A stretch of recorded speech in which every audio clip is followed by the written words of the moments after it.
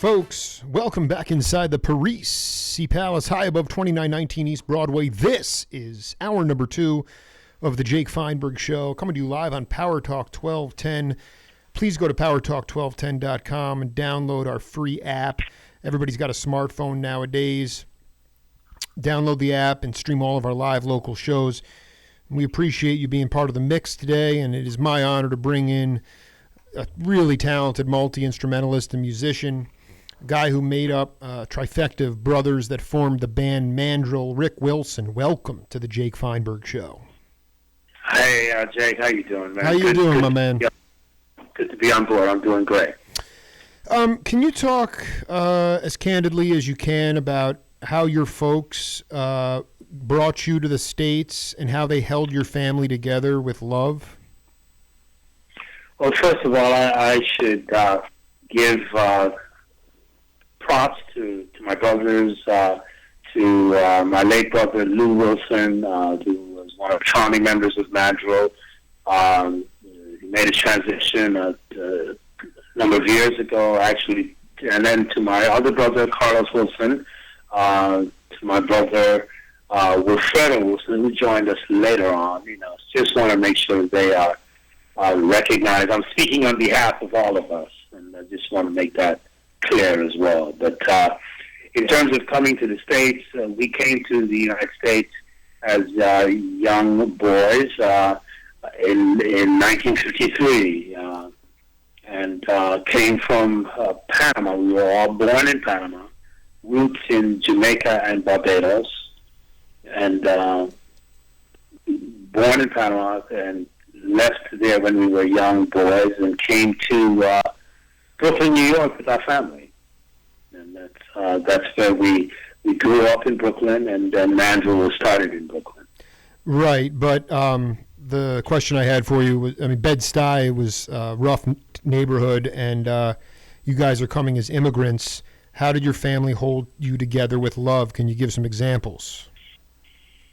Well, our family, we had, first of all, we were fortunate to have two parents at home with us, working, and both working and taking care of parental responsibilities, but taking care of their family. And we came to Brooklyn in Bed-Stuy, and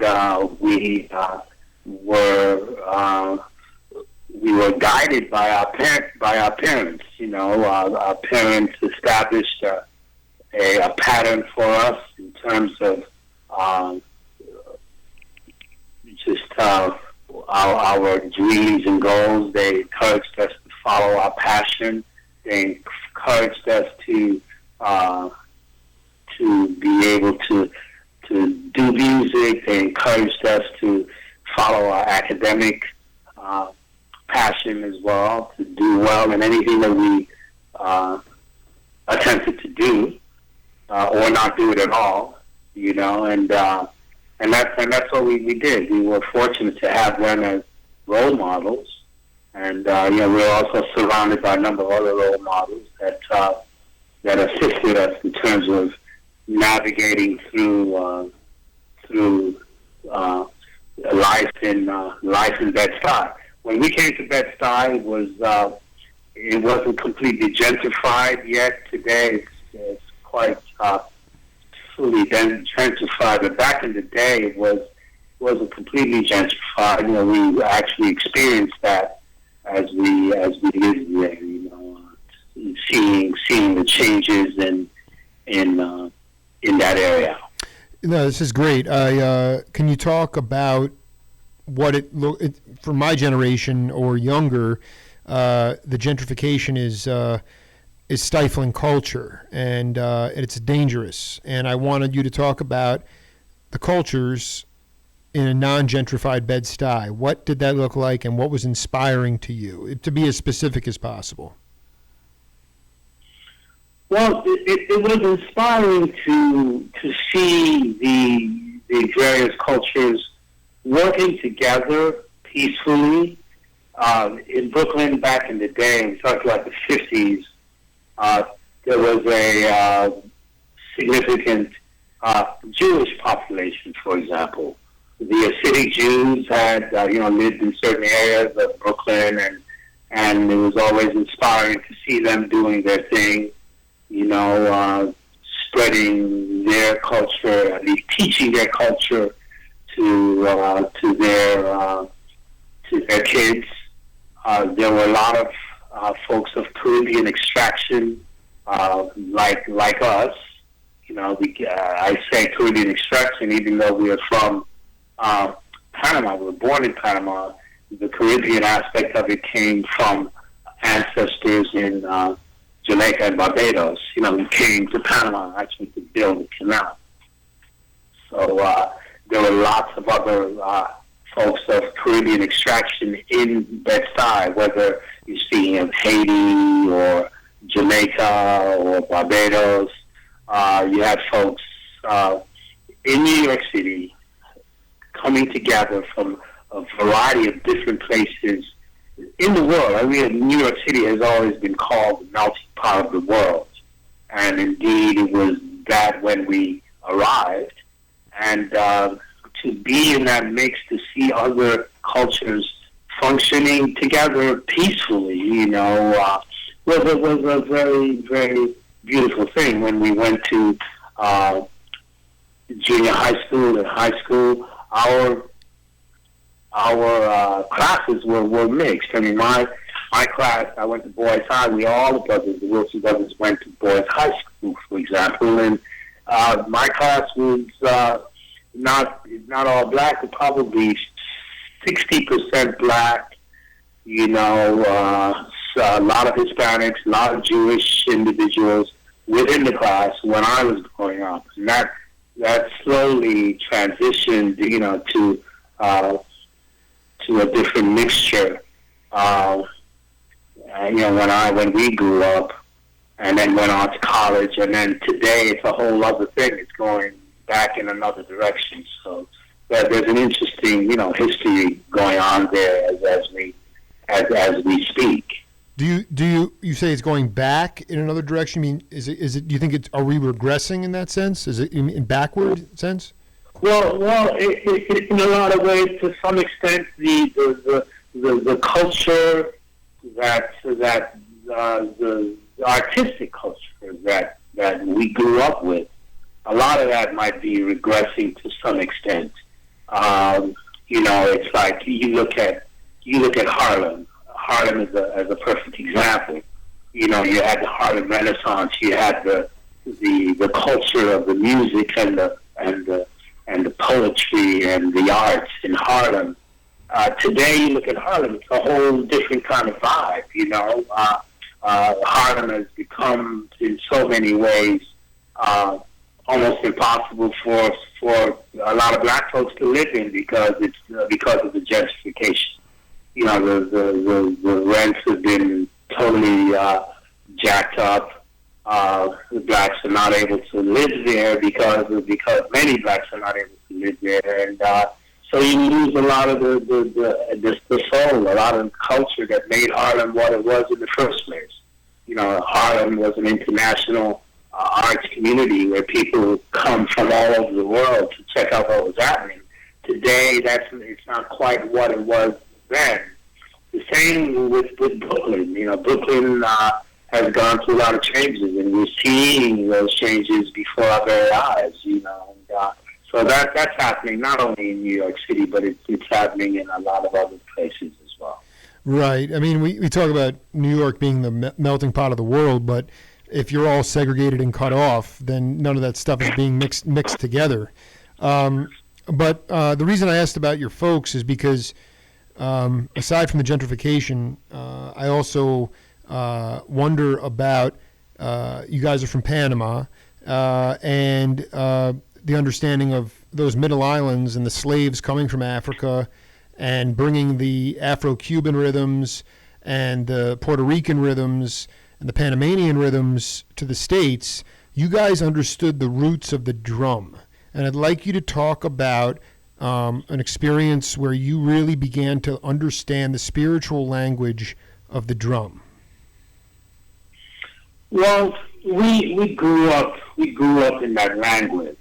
we were born with that in our veins.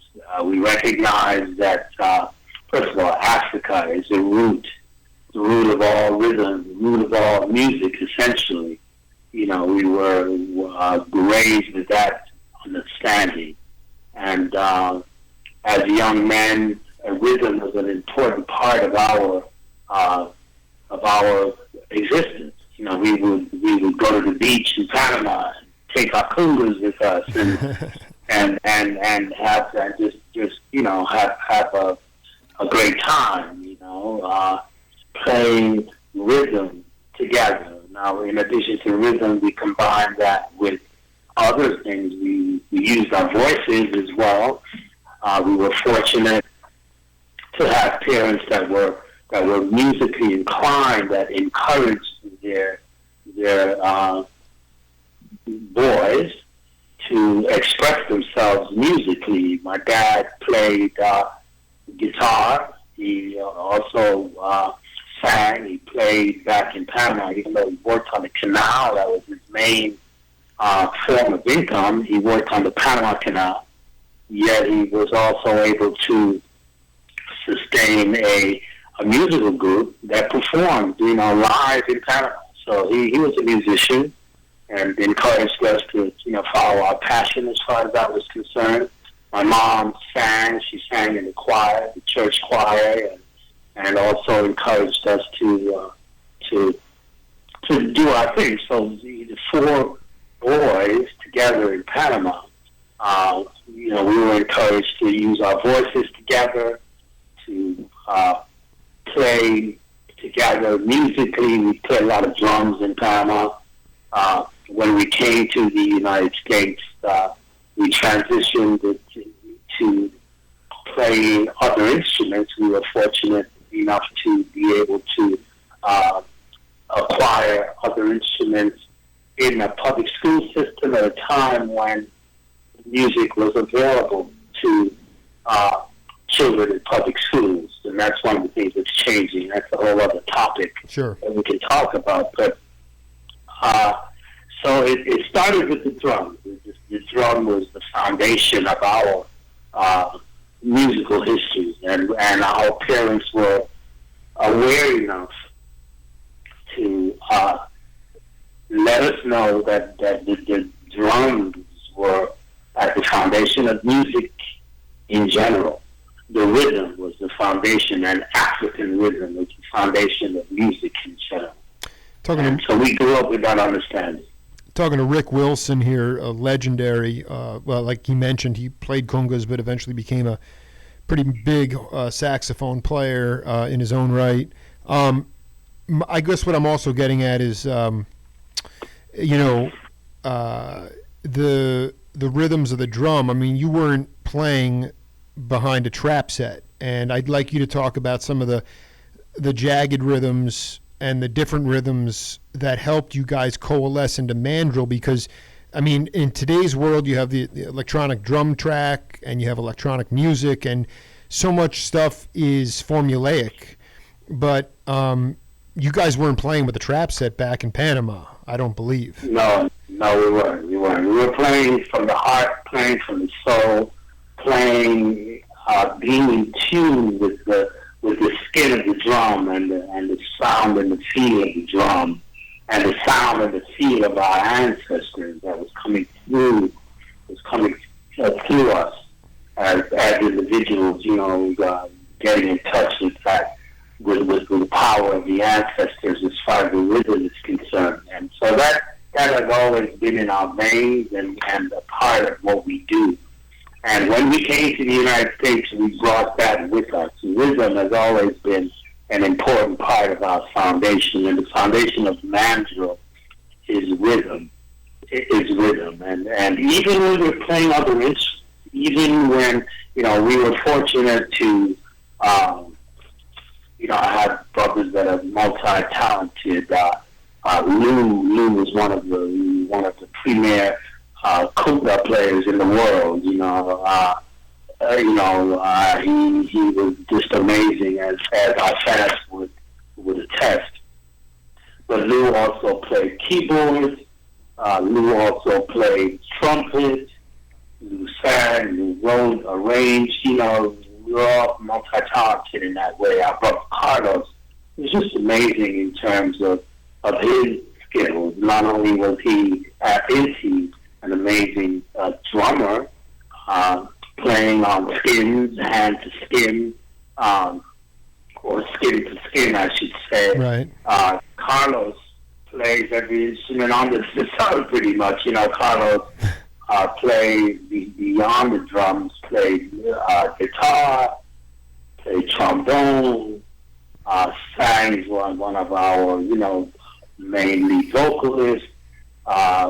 On and on and on and on. You know, he taught himself a lot of that stuff. You know, many of the things we learned in school, we all learned how to read music. And I can't emphasize that enough, that we went to school at a time when music was a part of the school system. When I went to elementary school, we all went to elementary school. We all had the privilege of being a part of the band, the school band. And then we went on to high school. We were all part of the school band. We learned how to read music. We all played in the school orchestra. My brother Wilfredo played, you know, clarinet. My brother Carlos was the first trombonist in the school, in his high school orchestra. My brother Lou was the first trumpet player in the school orchestra. I played saxophone in the school orchestra, so we were all reading music. This was all made possible in the New York public school system. And that's one of the things, you know, that is lacking today. They are taking music out of the schools for our kids, and I am wondering whether or not, you know, what the trajectory of the Wilson brothers and Mandrill would have been if we did not have that foundation of music in our schools. And I would venture to say that it would be different. Not to say that we wouldn't be involved in music, because I believe that in some way, shape, or form, we would have found a way to do that. But the fact that music was in our school system made it so much easier for us to develop our skills, get that foundation of music, of real music, under our belts. And that's something that I look forward to happening again. I look forward to people recognizing the wisdom of having music in the schools, returning music in the schools for our children, because it's really creating a lot of havoc and destruction, I believe, by not having music in our school system. Well, I mean, you're 100%. I mean, part of it is that we are all interconnected in the world now. There's fierce competition. Many people believe they see music and art as it's a pay-to-play mentality. It's not a profession anymore, and there's no venues to play. And as we've talked about already with Bed-Stuy, the music was out in the street, and that culture's not in the street anymore. And so there's a variety of things going on. Plus, music is still going on in academia. It's just within the four walls of the new school, colleges. So if you can afford a scholarship, you can go play for some professor, but you're not going to be woodshedding on the bandstand. But Rick, I wanted to ask you, can you talked about feeling the skin of the conga and connecting with your ancestors. This is so important, and it's a big part of my show. Can you talk about a time when you and your brothers were burning playing music, and you were able to connect and transcend the music, and the music was coming through you, and you connected with your ancestors? Well, the beautiful thing about it, Jake, is that's been happening always in our lives. Right on. Every time that was one of the vibrations that we always connected with when we took to playing drums, when we were on the beach playing drums.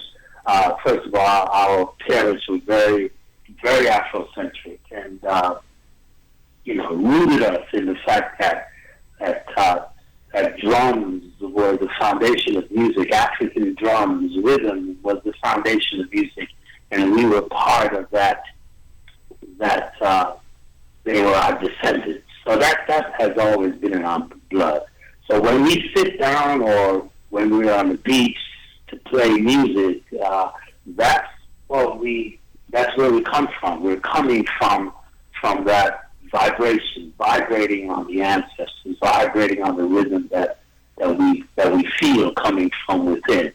And when you take that to another level, to Brooklyn, and take it to the level of forming a professional group, forming Mandrill. We formed a couple of other groups before Mandrill, but then Mandrill was the group that was the last group that we formed, that went on to do what we did.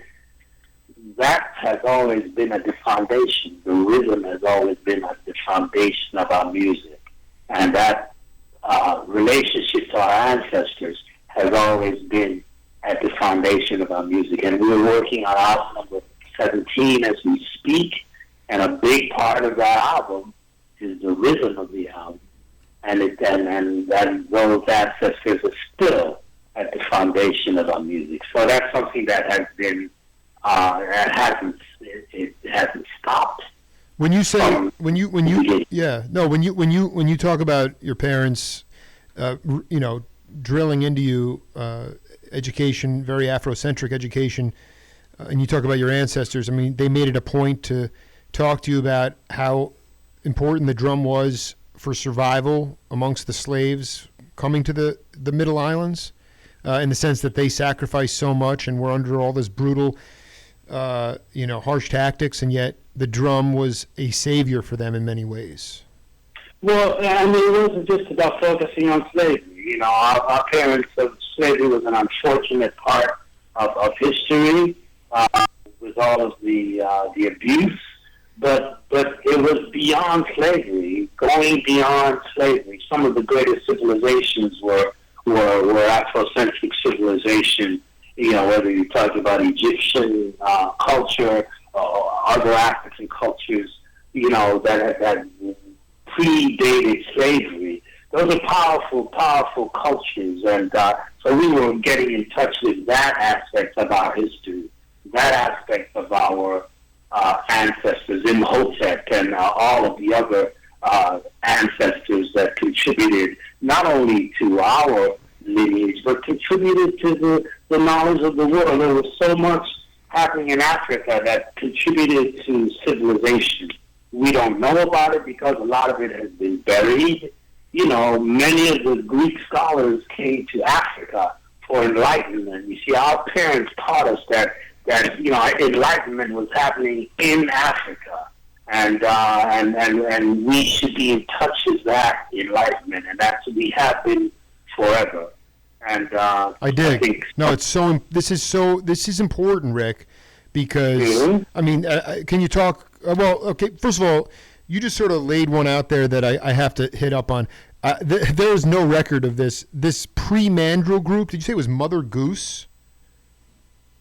No, I didn't say that. Was there was a band before Mandrill though? The brothers were always we were involved in music for a while. I was in medical school. I went to Harvard as an undergraduate. Wow.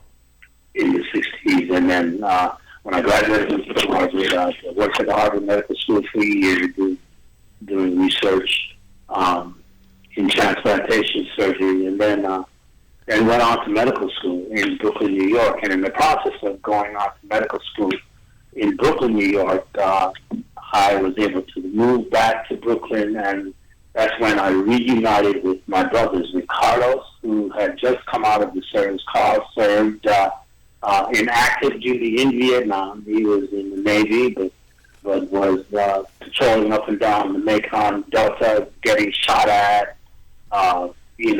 Many of his colleagues died, were killed in war, during the Vietnam War.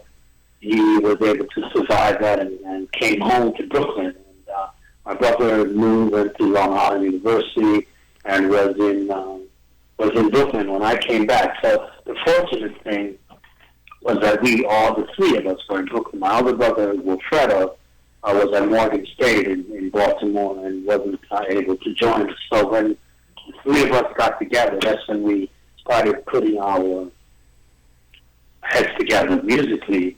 And so we came up with a couple of groups. There was a group, initially there was a group called Remedy.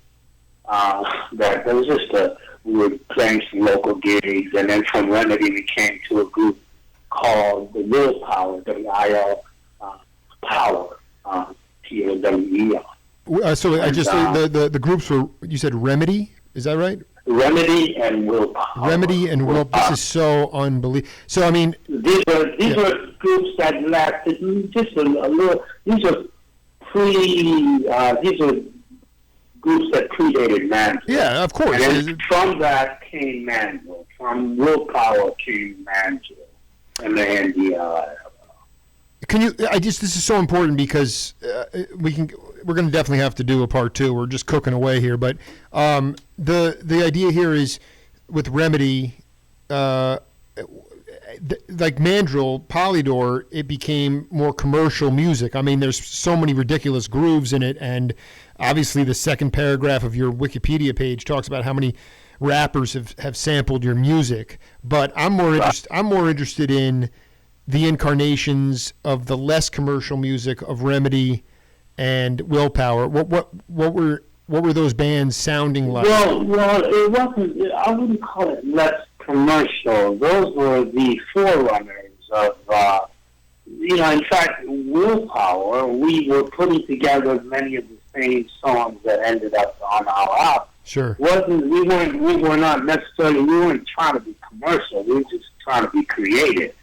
And we were even one of the beautiful things about Mandrill is that we were able to have the freedom to record our albums the way we wanted to record our albums. We did not have the recording company telling us what to record and what not to record. So the music on our first album was not commercial. We in fact, when we recorded our very first album, one side of our album, the second side of our album was a masterpiece called Peace and Love. It was a 16-minute jam that was unheard of in music, in commercial music, back in the day. In fact, one of the things that we were dealing with was the recording company saying, "Oh, you can't record a 16-minute song. No one's gonna play it on the radio." Blah, blah, blah, blah, blah, blah. We said, to hell with that. We're gonna record this because this is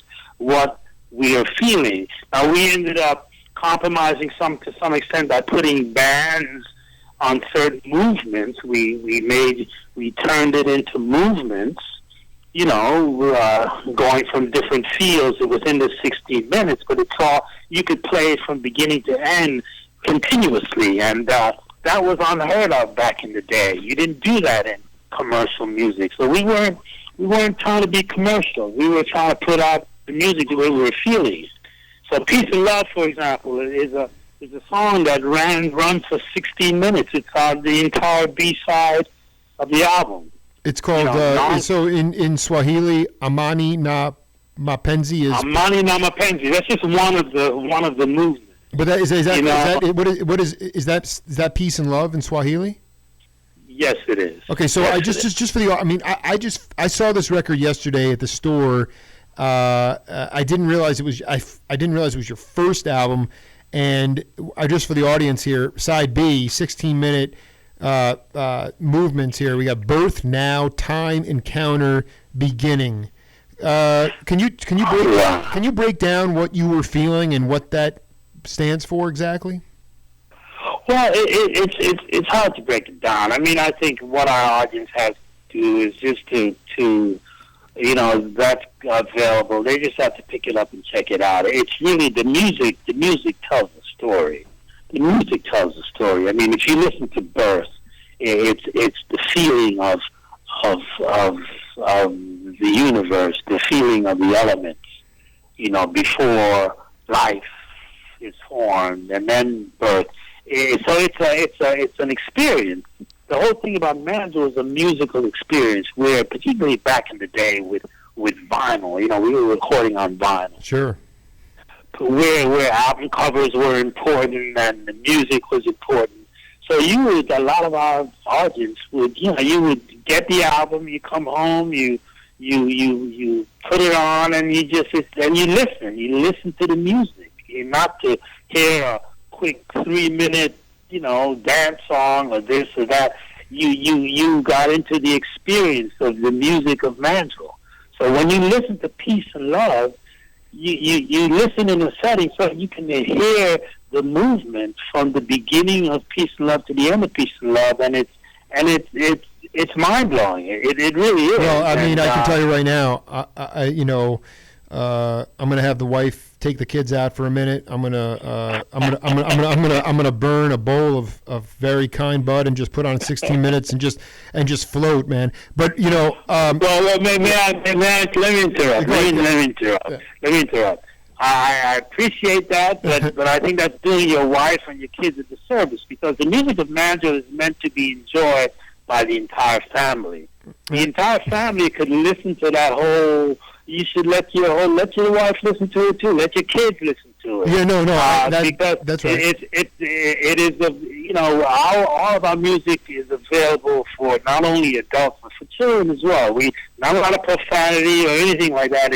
It's just music to be enjoyed. So I would recommend, as opposed to sending them out, I would recommend setting up a situation so that you can all chill and listen to the music of Mandrill. I think the kids would love it. No, I know. Well, my kids would be fun as well. No, you're 100% right. I think part of the issue that I'm running up against is that my ears are so wide open because I listen to non-electronic, non-digital music, and even if it grooves, like Mandrill grooves so hard, but it's almost so visceral that for people that have become indoctrinated with the pacification of music, it actually is very uncomfortable for them. I'm speaking basically of my wife. My kids would love Mandrill. But the thing is, Rick, please share with the audience, you're a prolific saxophonist. Can you tell us a couple of cats that maybe Rahsaan Roland Kirk or John Coltrane, first time you caught those cats live and how it impacted you as a musician? Well, you touch upon the two of my idols, particularly Coltrane. When I was in college, I used to see John Coltrane at clubs in Boston. I went to Harvard and is in Cambridge, but I would go to Boston to check out some of the shows, and John Coltrane would come through to play. The Jazz Workshop. And, the Jazz Workshop would be one of the places that he would play, and it would be amazing because the place would not be totally sold out. Right. So, it would be, and see, being a saxophone player, I grew up with the sax. I knew the power of what John Coltrane was bringing to the public. He was doing some amazing things, and I was just enamored by what he was doing. And you could check John Coltrane out in a club, whether it was a Jazz Workshop or wherever he was. The audience wasn't a packed place. People were loving him. He was developing a following. But I had the opportunity of checking him out, sitting a few rows from the stage, and checking out this genius doing his thing. And, what was he doing? What was he doing that would be inspiring to a moderately capable horn player? Like, can you be specific? It was just going through the thesaurus of scales and just channeling all this sort of Indian raga music. Can you be specific about what was inspiring to you? Well, it's hard to be specific with John Coltrane because John was not specific in what he was. Right. You know what I'm saying? Yeah. He was, but what was happening with John Coltrane was that he was one with his saxophone. He was one with his saxophone, and he was coming up with sounds on his saxophone that were not heretofore not necessarily appreciated in the music that was being played on radio. He was coming up with some guttural sounds and kind of like the same with Rahsaan Roland Kirk, and you mentioned those two individuals. The same kind of vibe. Also, just so many other artists that were getting into that situation, where they were just being free. They were freeing themselves from, what was being played on the radio and just coming up with what they were feeling from within. And that's where John Coltrane was coming from, and I could feel that. I could feel that from him.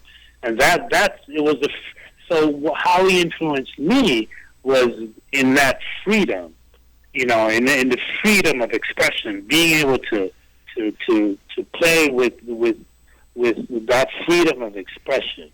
And that was an important part of not only my history but all of our history, because we were all influenced by that.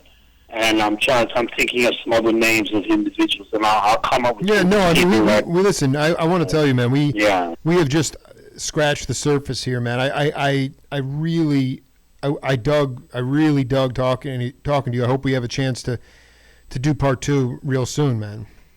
Okay, so are we saying this is the end of the interview? Well, it was 40 minutes. We burned 40 minutes, man. Okay. Yeah. To be continued. Much. Yeah. No, I mean, thank you for dropping knowledge, man. Because you know what, I want to talk to you more about how younger cats can feel free to be themselves. I mean, you talk about the guttural. Okay. It's so important now in the age of conformity and digitization. You came up with strongly rooted education and knowledge of your ancestors, and we just have a lot more to get to, man. So I'll reach out to you. I'll get you.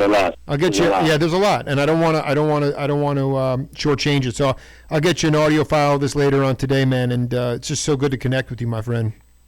Okay, thank you so much. Good luck in what you're doing, Jake, and we'll stay in touch. All right, buddy. Bless you. Take care. All right. Take care. All right. We'll be right back with Mike Somavilla on the Jake Feinberg Show.